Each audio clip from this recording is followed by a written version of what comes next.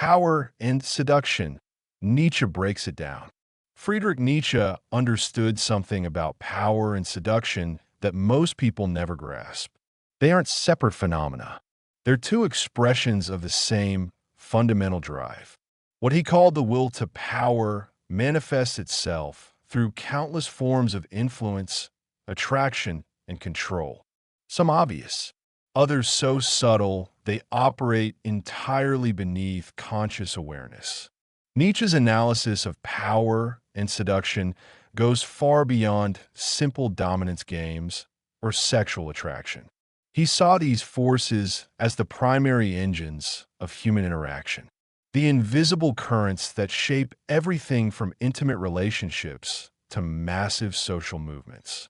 His insights reveal how power operates through seduction, how seduction exercises power, and why understanding this dynamic is crucial for anyone who wants to navigate the world with authentic strength rather than becoming a victim of others' manipulative games. What makes Nietzsche's perspective revolutionary is his recognition that power and seduction aren't inherently evil. They're fundamental aspects of life itself. The question isn't whether you'll encounter these forces. The question is whether you'll understand them well enough to use them consciously and ethically, rather than being unconsciously manipulated by them. This isn't about becoming a manipulator or learning pickup artist techniques. It's about understanding the deeper psychological and philosophical principles that govern human influence and attraction, so you can build genuine power, the kind that comes from authentic strength, self-knowledge, and the ability to inspire rather than merely control. The fundamental nature of power. Nietzsche's concept of power differs radically from conventional understanding. Most people think of power as external force, money, position, physical strength, or the ability to make others do what you want. But Nietzsche saw these as mere symptoms of power, not its essence. Will to power, the core drive. For Nietzsche, the will to power is the fundamental drive behind all human behavior. It's not the desire to dominate others, but the drive to grow, expand, create, and express your authentic nature in the world. Everything else is simply means through which this deeper drive expresses itself. Wealth, status, relationships, achievements, all are just tools. This distinction is crucial because it separates authentic power from what we might call compensatory power. Compensatory power comes from feelings of inadequacy and manifests as the need to control, dominate, or diminish others to feel strong. Authentic power comes from inner strength and manifests as the ability to create, inspire, and elevate both yourself and others. Compensatory power signs. First, the need to constantly prove superiority over others. Second, feeling threatened by others' success or strength. Third, using force, manipulation, or coercion to get compliance. Fourth, deriving identity from position or external achievements. Fifth, becoming angry or defensive when challenged. Authentic power signs. First, being comfortable with your own strength and other strength. Second, inspiring others to discover their own power. Third, creating value and meaning through your actions. Fourth, remaining centered regardless of external circumstances. Fifth, welcoming challenge as opportunity for growth. The paradox of power seeking. Nietzsche observed a fundamental paradox. Those who desperately seek power are usually those least capable of wielding it authentically. The obvious pursuit of power signals insecurity and weakness, making others resistant and suspicious. True power often operates through what appears to be its opposite: restraint, service, or even vulnerability.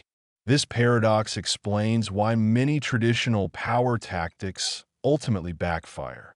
The person who constantly asserts their authority reveals their insecurity about having it. The individual who needs to remind others of their importance demonstrates their lack of genuine significance. Real power is self-evident and doesn't require constant proclamation. The art of seduction through authenticity. Nietzsche's understanding of seduction is equally revolutionary. Rather than seeing seduction as manipulation or deception, he viewed it as the art of revealing and expressing your authentic nature in ways that naturally attract others. True seduction doesn't involve becoming someone you're not. It involves becoming more fully who you are. The magnetic principle. Authentic seduction operates through what we might call the magnetic principle. The natural attraction that occurs when someone embodies their genuine self with confidence and passion. This magnetism isn't about physical appearance or conventional attractiveness. It's about the energy that radiates from someone who is fully alive and authentic. Think about people you find genuinely attractive, not just physically, but as complete human beings. What draws you to them is likely their aliveness, their passion for something meaningful, their comfort with themselves, their ability to be present and engaged. These qualities are magnetic because they represent what Nietzsche called life-affirming energy. Authentic magnetic qualities. Number 1, passion for meaningful pursuits. Number 2, comfort with your own complexity and contradictions. Number 3, ability to be fully present in interactions. Number 4, genuine interest in others and the world. Number 5, willingness to be vulnerable when appropriate. Number 6, natural confidence that doesn't need to diminish others. The anti-seduction of neediness. Nietzsche understood that neediness is the antithesis of seduction. When you need others to validate your worth, complete your identity, or provide your happiness, you repel rather than attract. This neediness communicates weakness and places an unfair burden on others to manage your emotional state. The needy person asks, "What can you do for me?" The seductive person demonstrates, "Look what I can bring to the world." This shift from taking to giving, from need to abundance. This transforms your entire relational dynamic. Signs of anti-seductive neediness. First, seeking constant validation and reassurance. Second, changing your personality based on who you're with. Third, feeling incomplete without a romantic partner. Fourth, jealousy and possessiveness in relationships. Fifth, using emotional manipulation to get attention. Sixth, fear of being alone or rejected. The seduction of self-possession. What Nietzsche found most seductive was self-possession, the quality of being completely comfortable with yourself, owning your desires and limitations, and moving through the world with genuine confidence. Self-possessed people don't need to prove anything to anyone, which paradoxically makes others want to be around them. Self-possession involves what Nietzsche called a more fatty love of fate. This means accepting and even embracing your life circumstances, your personality traits, and your experiences as necessary parts of your unique path. When you stop fighting against who you are and start celebrating it, others naturally want to share in that celebration. The dance of power and seduction in relationships. Nietzsche observed that healthy relationships involve a dynamic dance between power and seduction, where both partners maintain their individual strength while being mutually attracted and influenced. This isn't about power struggles or manipulation. It's about the creative tension that occurs when two strong individuals choose to connect. The attraction of strength to strength. One of Nietzsche's most important insights was that truly strong people are attracted to strength in others, not weakness. The idea that we're attracted to those we can dominate or who need us is a sign of insecurity and compensatory power needs. Healthy attraction occurs between individuals who recognize and appreciate strength in each other. This creates what Nietzsche called noble competition, a mutual inspiration to become better versions of yourselves through the relationship, rather than diminishing yourselves to make the other comfortable. Characteristics of strength-based attraction. First, admiration for your partner's capabilities and achievements. Second, encouragement of each other's individual growth. Third, healthy competition and challenge. Fourth, respect for differences and autonomy. Fifth, attraction that increases over time as you discover more depth. Sixth, ability to maintain individual identity within the relationship. The seduction of mystery and growth. Nietzsche believed that seduction requires an element of mystery, not deception, but the recognition that every person contains depths that can never be fully known. The most seductive people are those who continue growing and changing, constantly revealing new facets of themselves. This challenges the conventional relationship advice to be completely open or share everything. While honesty and communication are important, maintaining some mystery helps. Continuing to have your own interests, thoughts, and experiences that you gradually share. This keeps relationships dynamic and interesting. The alternative is what Nietzsche might call relationship death, the point where partners know everything about each other and stop growing individually, leading to boredom and stagnation. Power dynamics and mutual influence. In healthy relationships, power and influence flow back and forth between partners, based on context, expertise, and natural strengths, rather than establishing fixed dominant/submissive roles. Strong couples fluidly adapt to situations where one person's strengths are more relevant. This requires what Nietzsche called noble souls, individuals secure enough in their own power to allow their partners to lead when appropriate, and confident enough to take leadership when their strengths are needed. The social dimension, power and seduction in groups. Nietzsche's analysis extends beyond personal relationships to social and political dynamics. He observed how power and seduction operate in groups, organizations, and entire cultures. The seduction of the herd. One of Nietzsche's most prescient warnings concerned what he called herd morality, the seductive comfort of belonging to groups that think and act identically. This false security comes at the cost of individual thinking and authentic self-expression. Group belonging can be deeply seductive because it provides identity, validation, and relief from the responsibility of making independent judgments. But Nietzsche saw this as a form of psychological slavery that prevents the development of genuine individual power. Signs of herd seduction. First, adopting group opinions without independent analysis. Second, fear of disagreeing with group consensus. Third, deriving identity primarily from group membership. Fourth, hostility toward those outside your group. Fifth, inability to think independently about complex issues. Sixth, surrendering personal responsibility to group leaders. Authentic leadership versus manipulation. Nietzsche distinguished between authentic leadership and manipulative leadership. Authentic leadership inspires others to discover their own power. Manipulative leadership creates dependency and reduces others' autonomy. Authentic leaders. They encourage independent thinking and questioning. They develop others' capabilities and strengths.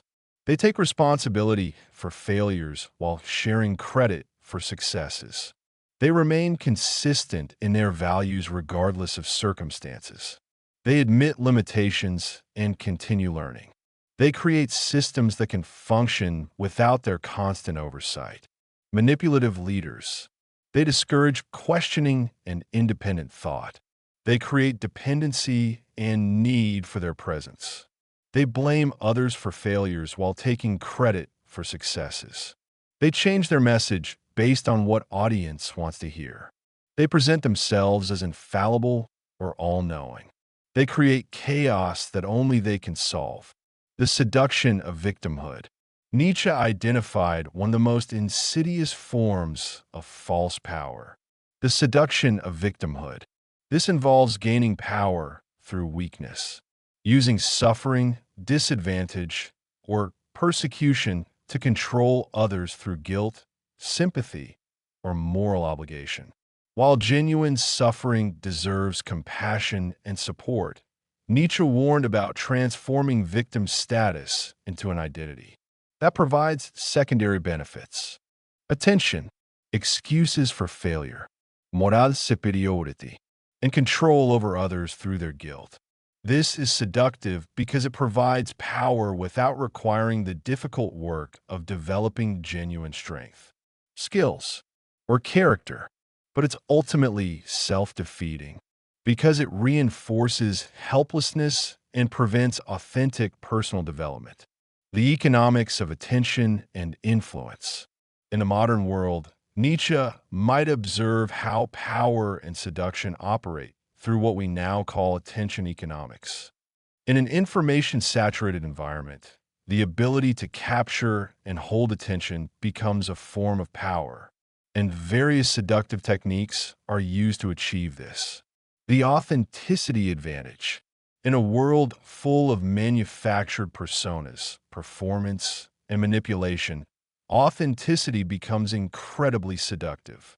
People are hungry for genuine human connection and can intuitively sense when someone is being real versus putting on an act.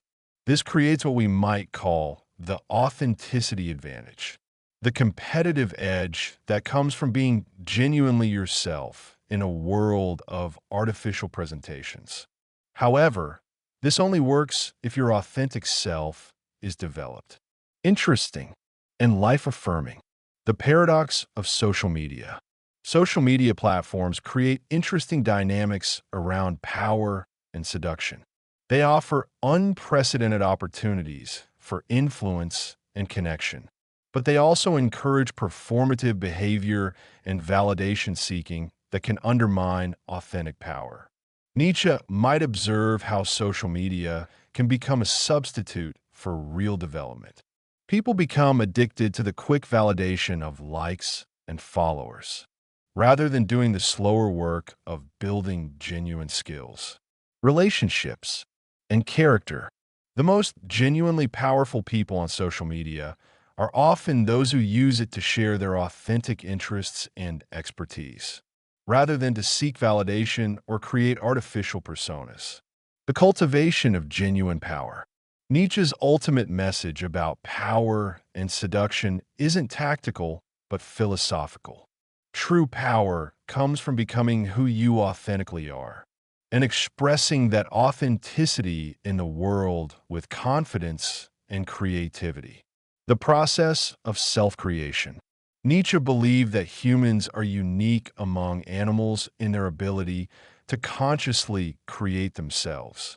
Rather than being victims of genetics, conditioning, or circumstances, we can actively decide who we want to become and work toward that vision. This self-creation process involves 4 key elements. Self-knowledge, understanding your genuine interests, values, strengths, and limitations, rather than accepting others' definitions of who you are. Self-acceptance, embracing your complete self, including flaws and contradictions, rather than trying to become an idealized version that isn't really you. Self-development, continuously working to expand your capabilities, knowledge, and character, while remaining true to your core nature. Self-expression, finding authentic ways to share your unique perspective and gifts with the world. The ethics of power and seduction. Understanding power and seduction brings ethical responsibility. Nietzsche believed in what he called noble morality, moral principles based on strength, authenticity, and the enhancement of life, rather than rules imposed by weakness or resentment. This means using your understanding of power and seduction in specific ways to inspire and elevate others rather than diminish them, to create value and beauty in the world, to support others' authentic development, to maintain integrity in your relationships and dealings, to take responsibility for the impact of your influence. The Overman ideal. Nietzsche's concept of the Overman represents his ideal of human development, someone who has transcended conventional morality and social conditioning to create their own values and live according to their authentic nature. This isn't about becoming superior to others, but about becoming superior to your former self through continuous growth and self-overcoming. The Overman embodies authentic power because they're not driven by insecurity, resentment, or the need for validation, but by the pure joy of creation and self-expression. Practical applications. Understanding Nietzsche's insights about power and seduction has practical applications in every area of life.